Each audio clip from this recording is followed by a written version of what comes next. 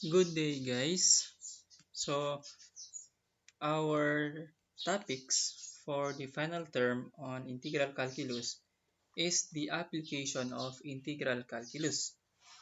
So, first application of integral calculus is this one. Okay.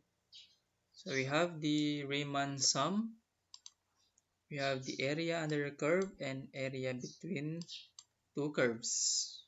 Okay, and then for the later part is the volume generated by revolving this area on a specific axis. Okay, so how can we picture out this one? So how, how can we solve the area of a curve using integral calculus? So say we have this function. Say this is the axis. Of course, this is x and this is y. Say meron tayong curve na ganyan. This is f of x. And then we have the interval. Okay, say from x equals a, and then from x equals a to x equals b. So how can we get the area of this one? So using the Riemann sum, okay, so to solve for the area of this one, so nag-assume siya ng rectangle, okay? So knowing that the area for a rectangle is the length times width, diba? So pwede kang mag-assume ng isang rectangle lang dito, okay? So kapag nag-assume ka ng isang rectangle, so say ito, since straight yan, di ba? So buong yan is the area. But take note that using the Riemann sum, may mga error. Bakit? Tignan mo, hindi naman nakuha yun eh. Hindi nakuha tong part na to. Diba? There is always an error. So, that is by using single rectangle lang. Now, how about, I will use lots of rectangle. So, the more rectangles we have, the more accurate our answer is. Okay? So, say I will use 4 rectangles. Okay? So, divided by 4 this one. Divide natin by 4. Okay? Then, divide natin by 4. Say, ito yung rectangle na yan. Okay? Kailangan matamaan yung ano natin. Ito. Okay? This is rectangle 1, 2, 3, and 4. Okay? Now, we have the lengths, di ba? May mga length tayo dito. Okay? Pero ano yung width na to? Ano yung measurement nito, ito. So, to solve for this width, okay, to solve for this length, okay, since given naman yung limits natin, and then say, I will use 4, diba? So, B, so yung say delta x, okay, kasi may changes yan ng x, diba?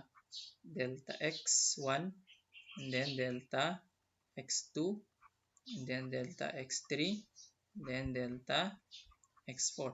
So to solve for delta x, okay, so b minus a divided by how many rectangles do we have? Say 4, diba? So since rectangle yan, since para-pareho tong measurement nito, so I will denote this as lahat ay delta x. So general formula to solve for delta x is b minus a divided by n, where n is the number of rectangles that I will be using. Okay? So, approximating the area of a region using Riemann sums. Okay. So, we have this one. Ito yung inano ko kanina. Okay? Where b is the upper limit, a is the lower limit, and n is the number of rectangles or sub-intervals. So, say we have this function. Okay? This is our f of x. Okay? Y equals f of x. Say we solve this area by using 6 rectangles. Okay? So, ayan. As illustrated below, okay? Meron tayong from a equals from x equals 2 to x equals 5. So, this is our upper limit and this is our lower limit. So, to solve for this delta x na to, itong mga width na to, yung mga width na yan, so we have this formula. So, delta x equals b minus a over n equals 5 minus 2 over 6 divided equal to 0.5. So, meaning, ang width ng mga to is equal to 0.5. Mga 0.5 yan. Di ba? So, pasensya na sa sulat ko. Maliliit eh. So, 0.5, 0.5, 0.5.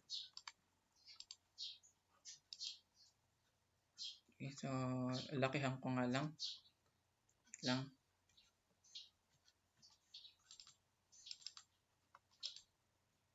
Ano, lakihan to.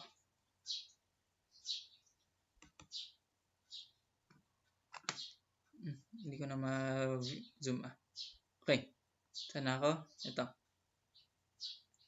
So now, since we have 6 rectangles, okay, and then this one, since ito yung ito yung, yun, pakita ka rin.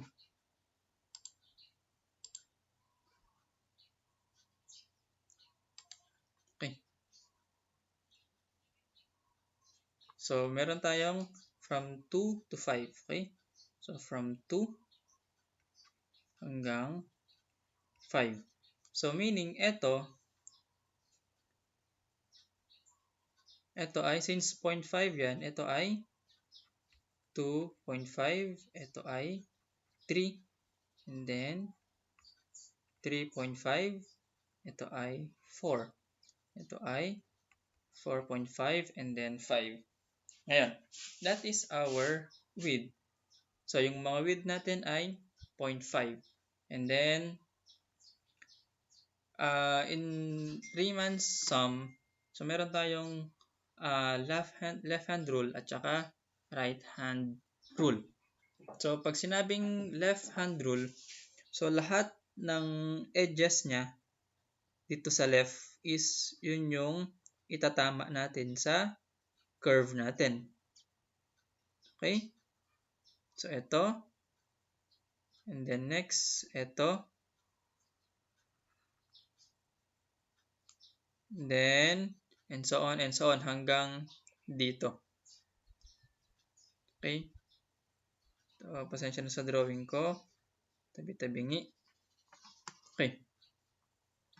So, labeling the endpoints of rectangles as x1, ayun, x2, x3, and so forth and so forth. Okay? So, the area of the shaded region can be expressed using the summation, okay, f of xi, okay, times delta x from I equals 1 hanggang 6. Kasi nga, we have 6 rectangles, di ba? From 1 hanggang 6 rectangles. So, fx1, ito, by considering the endpoints of each rectangle. Okay? So, fx1, so 2.5, fx2, 3, 4, 5 hanggang 6. times yung width niya. Diba? Ito yung length natin, ito yung mga width natin.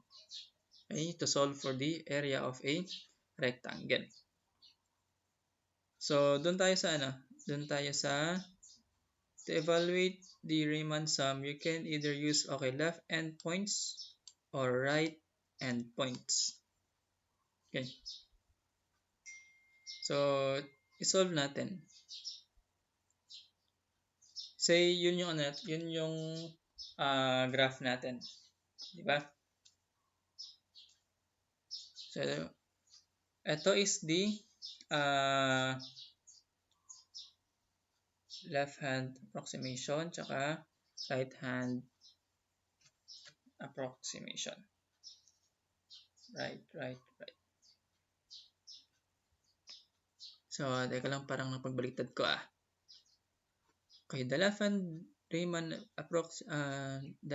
Riemann sum L approximates the area of the said region using the left endpoints. Okay, so left endpoints. So kapag sinabing left hand sum, so left endpoints. So left endpoints, left. So baliktad tong parang baliktad tong nasa graph natin. Okay? Ito dapat is yung left hand approximation.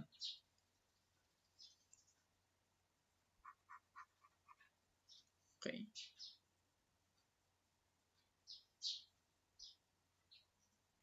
So this must be left, and then this must be right. Okay? Okay. Kasi dito, tingnan mo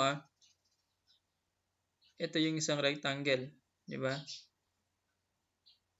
Ito yung isang rectangle. So kung i-divide natin siya by 6 rectangles, di ba? So ito yung left endpoints ng rectangle, di ba? Left endpoint.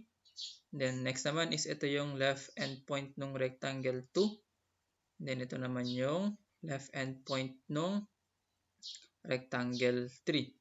Ito naman, so if we divide this area, okay, from 2 to 5 by n equals 4 rectangles lang. Diba? Tignan mo. Pag right hand rule, itong right edge ng ating first rectangle is tumama doon sa dulo ng nung curve natin. Ganon din dito. Ito. Diba? Tingnan mo, tumama. Okay? So, sabi ko kanina, by using Riemann's sum, so magkakaroon talaga tayo ng error. Kasi tignan mo dito, minsan sumosobra. Diba ang area lang dito is hanggang dito lang Pero tignan mo, sumobra dito, kinulang dyan. So, may mga discrepancies guys. Okay? So now, example tayo. Compute the left hand and right hand Riemann sum approximations of the area under the curve f of x equals x squared bounded by the x-axis and the lines x equals 1 and x equals 5. So, ito yung graph niyan. Okay? Since ito yung graph niyan, using left hand approximation, okay? Okay. So, using 4 rectangles, kailangan natin. Okay? So, we have the upper limit, lower limit. So, 5 minus 1 divided by 4. So, ang width natin per rectangle is 1. Okay? So, kung titignan natin dun, okay, ang width neto ay 1. So, we have 1, 1, 1, 1. Now, if this is 1, from 1 to 5, di ba? 1. Of course, this is 2. This is 3. This is 4. Okay? Now, since ang sinabi dito is left hand approximation, okay? left-hand approximation. So, lahat ng left edges natin, yun yung i-consider natin for f of x, di ba? So, dito is, ang left edge natin for rectangle 1 is 1, di ba? So, we have x1 is 1, x2 is 2, x3 is 3, di ba? Ito yung ano niya eh, yung left endpoint ng rectangle 3. And then, for x4 is we have 4. Now, to get the y value of this one, take note that from this axis up to this point, so that is our y. Ito rin. Ito is yung y natin, and then ito rin is our y, di ba? So, how can we get the value from this point up to this point? Since given ang function, di ba? We have f of x equals, so we have f of x equals x squared, and that is equal to y. So, y1, ito siya. So, y1, if x equals 1, so 1. And then, if x equals 2, 4. And if f equals 3, x equals 3, I should say, 9. And then, if x equals 4, we have 16. Okay? So, 1, 4, 9, and 16. And then, by using the Riemann's sum, diba? The summation of f of xi times delta x, which is at ang delta x is equal to 1 lang, diba? So, meaning, papalitan lang natin to. And then, since na-compute na natin yan, ang f of x1 natin is 1, 4, 16, and 9. So, just substitute.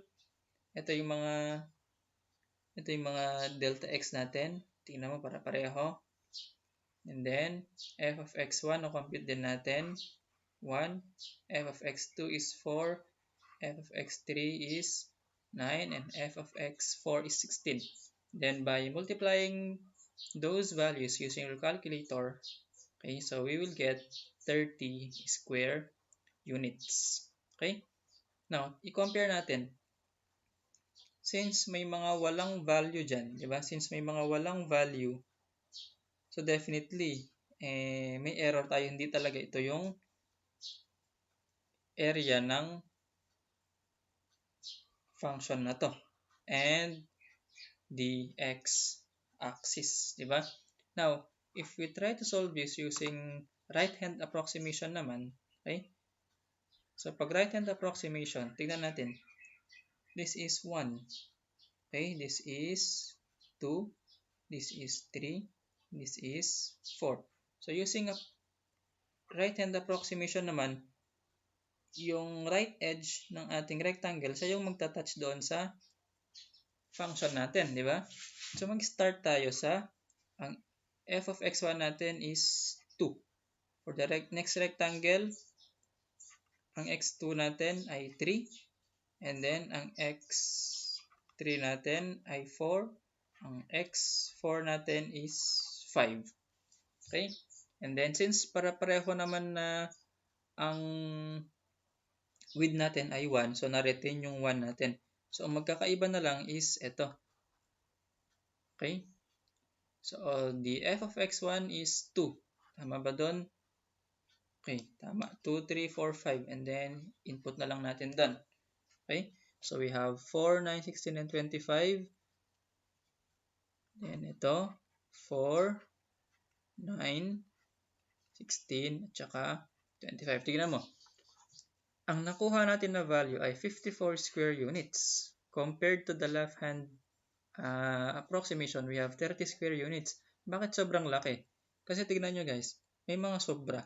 Okay, ito yung error na sinasabi. Ito yung error. Kumbaga sumobra ka. Okay? Doon naman sa una, may error din, pero kulang. Kulang naman yung area na na-solve mo kasi nga hindi mo na consider yan. Hindi mo na consider yan, and then hindi mo rin na consider yan. Okay? So, ganun lang kapag left hand rule, tsaka right hand approximation. So, wait lang. Ayan. So, in summary, using Riemann's approximations, okay, pag left hand rule tayo, pagka left hand rule, okay, say we have a function, ito, okay, then from x equals a to x equals b. Okay? So kapag left hand approximations, ito yung say I will divide this into three rectangles. Okay? So sorry, tabingi yung pinag-drawing ko. Okay? So ito yung rectangle na yan, ito yung rectangle, then ito rin yung next rectangle. So pag sinabing left hand approximation, so ito yung basis natin for x1, and then ito naman yung basis natin for x2, and then ito yung basis natin for x3. Okay, kasi ito yung mga rectangles na yan. Okay? And then, by using a right hand rule naman, okay, say we have the same function. Okay, we have the same function. Ayan. From x equals a to and x equals b. Then, ganun din, i-divide natin siya into three rectangles. Then, ayan. So, since right hand rule tayo, so yung right edge ng ating rectangle, yun yung masusunod. Okay? So, meaning, kung ito yung masusunod, okay, this is our x1. So, pero dodrawing natin dyan. Okay? Kasi ito yung rectangle na yan. Okay? Then, this will be our x2. Ito rin. Ayan. Pag project natin, ito yung rectangle na yan. Okay. And then, for x3 naman, equals to xb. X equals to b. So, ito siya. Ayan. So, this is our x3. So, equal to value ng b. Dito naman, ang x1 natin is equal to the value of a. Okay? Kasi ito yung mga rectangles natin. Okay? That is for Riemann's approximation. Next is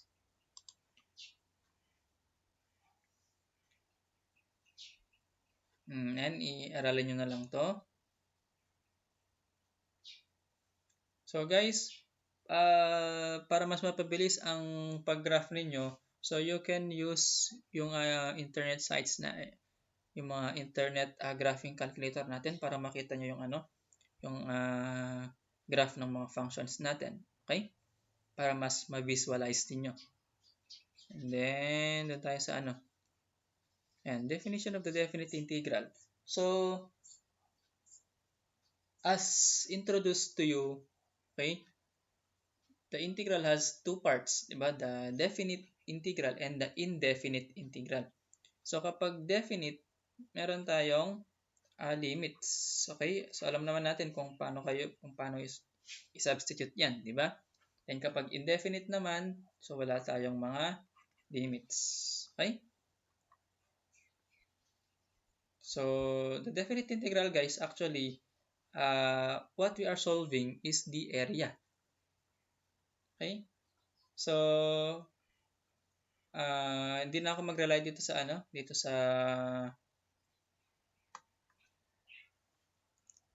module. Okay? So, didiscuss ko na lang kung paano ko siya naintindihan. Okay? So, area under the curve. So, area, yan. So, area under a curve. Okay? So, first method is using Riemann's approximations, pero may mga error nga, diba? So, this is the more accurate one. Say we have a function. This is x and this is y. Okay? And then we have function f equals mali. We have y equals f of x. Okay? So we have the interval from x equals a to x equals b. Now, to solve for the area of this one, okay, so we will use yung rectangle na idea. Pero hindi yung kung ilang rectangle ang gagamitin natin. Okay? We will use a single rectangle lang. Say this one. We have a rectangle. Okay? To assume the area of the whole. Okay? The whole area. Okay? So, rectangle yan, di ba? So, this is our, let's say, length, and this is our width. So, to solve for the area of a rectangle, di ba? Length times width. Okay? But how can we apply integral? Okay? So, itong maliit guys, itong length, okay? Di ba? That is equal to y. From this point, okay, up to this point, di ba? That is our y lang. Di ba? So, L equals y. And then, since ang rectangle natin, pwedeng magbago. Di ba? Pwedeng malaki, pwede ring maliit lang na rectangle. So, meaning siya yung magbabago. So, we denote this as, since nasa x siya, okay? So, ang width natin, okay, yung maliit, so guys, pagkakaintindi ko lang, ang width is gawin mo siya as the differential, yung dx. So, ngayon, so now, the area is length times width. So, therefore, ang area natin, okay, is equal to y dx. Okay? Take note that in differential, di ba? Change in x corresponds to change in area. So, meaning, kung magbabago to, magbabago din yung area. So dA equals y dx. Okay? Integrating both sides, di ba? Area now is equal to the integral of y dx. Okay? Take note that we have two variables. Okay? So, ang gagawin natin dito is yung y, isubstitute natin siya as f of x. Okay? So, therefore, yung area natin is equal to f of x dx. So, meron tayong single variable na lang. Pero saan natin kukunin yung limit? Okay? Yung limit natin is from a to b kasi hanggang dun lang tinatanong, di ba? Example lang dito. Hanggang dito lang yung interval. So, from x equals a to x equals b. Okay. So, that is using the vertical strip kasi pa vertical yung rectangle natin. Okay, pa vertical yung rectangle natin. Di ba? Tapos kapag horizontal naman, so mamaya na yan. So, tingnan natin Ang nakakalito kasi dito guys is, saan mo kukunin yung limits mo? Ito para hindi kayo malito. Since ang dx mo, di ba, is nag-base ka sa x, di ba? Since dx yan, di ba, dx. So, meaning, kukunin mo sa x yung limit mo. So, from x equals a, and then from 2x equals b. Okay? So, ngayon, using vertical strip. How about using horizontal strip? So, say we have a graph. Say, ganito. Yan. Okay? From, ito naman, from y equals another variable na lang. Ayan. C, and then 2, ayan, let's say y equals d. Ngayon, vertical strip to di ba? Ngayon, gawin naman natin is using horizontal strip. So, rectangle. Di ba? Ngayon, pwede bang i-apply yon? Yung length, di ba? Ito yung magiging length natin. And then, ito yung width natin. So, pwede ba natin i-apply ito? Medyo mag-iiba na. Okay? Mag-iiba na. So, ang length natin, okay? Since, basta yung width is siya yung magbabago. Di ba?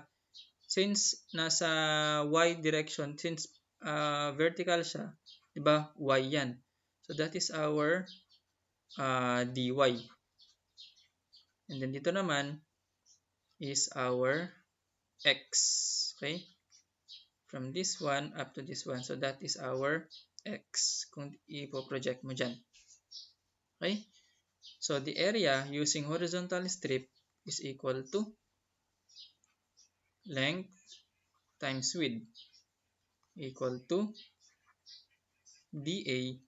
Anong length natin? X, di ba? And then, ang width natin is dy. And then, integrating both sides. Okay? So, ang A natin equals x dy. Now, saan natin kunin yung limits? Take note guys that dy yan. So, nasa y yung limit natin. From y equals c up to y equals d. Okay? So, example tayo.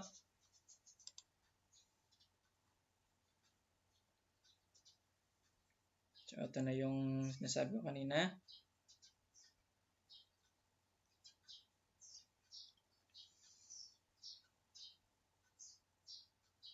So, pag nasa baba siya guys, pag nasa baba ng x-axis, kasi ang makukuha mo na value dito is negative. So, to make this area positive, mag-multiply tayo ng negative doon sa integral natin. Okay? Ayan, for example, ito. Find the area enclosed by the given curve and the x-axis. Okay.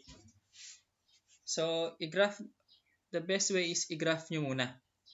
I-graph nyo muna yung function natin. I-graph nyo to. Since online naman, so you can use online graphing, di ba? Para mas mabilis. Input nyo yan, and then ito lalabas. Take note that and the x-axis.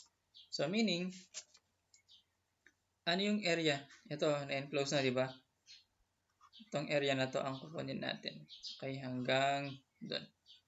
Now, the best way here is to solve using vertical strip. Okay? So, if we solve this using vertical strip, ayan. Okay, so that will be our area. Okay? And then, ang width natin, since nagbabago yan, so this is our dx and this is our y. Okay, dx yan. Dx. So, saan natin kunin yung limit? Sa x. So, from 0 up to 4.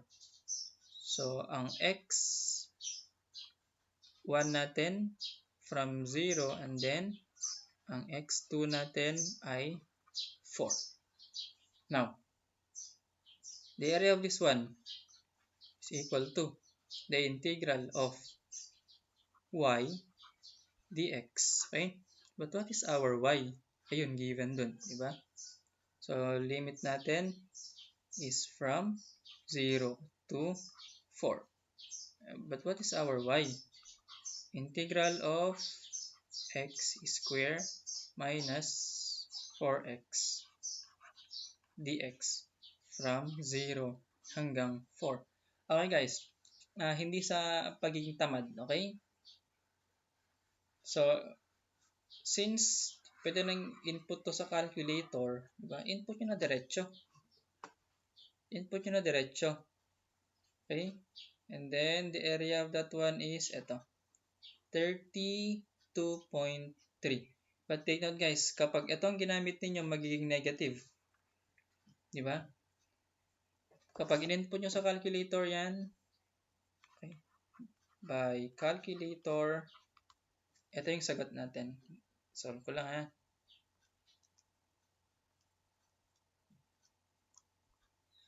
Zero to 4. Okay. Ang nakuha kong sagot ay negative 32/3. Kasi nasa baba siya ng x-axis. Below the x-axis, that is why dito pa lang mag-times negative ka na para the answer is magiging positive. Okay? So kapag nasa baba ang area natin, you have to multiply negative. Okay? So next, ito naman.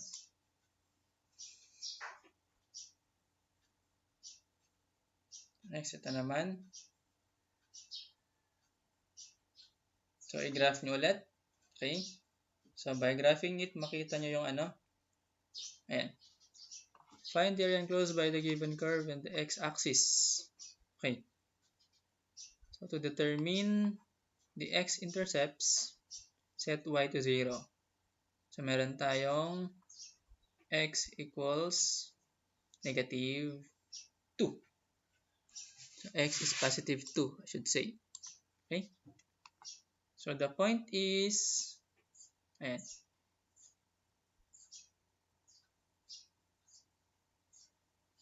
Okay, so we have 0 to 2 and 2 to 4. Ayan. Since ang curve natin is a parabola opens upward, di ba? So, ang area is dalawa. Itong area na to at saka tong area na to. Okay? And then, kapag ganyan ang scenario, so no problem, apply nyo lang ulit yung formula natin. Okay? So, mag-draw lang kayo ng rectangle. Okay? Since nasa taas na yan, so no need to multiply negative. Diba? So, this is dx and this is our y. So, the area is integral of y dx from 0 to 4. Okay?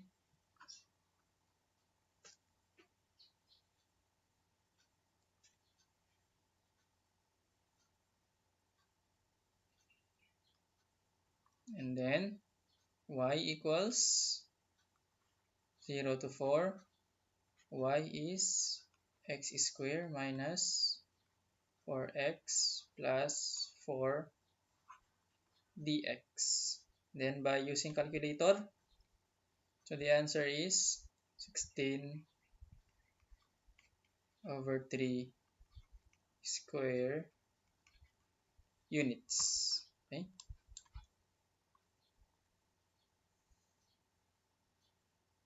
And then, i-try nyo na lang to. Okay. So, i-try nyo na lang aralin mo na to. Okay? At least na-introduce ko na sa inyo kung paano gumamit ng mga area-area na yan. Okay? So, just a summary. using vertical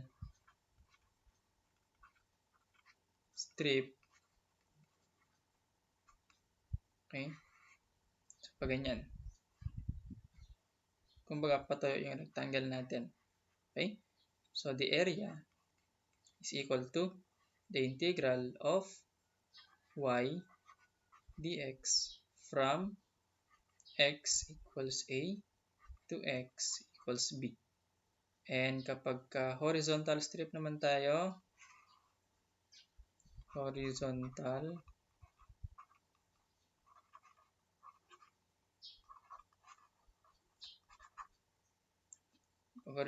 is pahiga yung ating rectangle, di ba? So, this is dy, and then this is our x. Ito rin, y dx. So, the area is equal to the integral of x dy from y equals c to y equals d. So, ganyan. And then, tingnan ko lang kung ano yung pwede pa ma-discuss dito.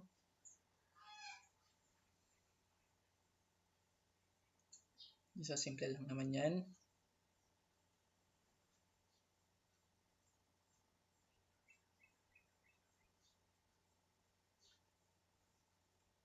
Okay.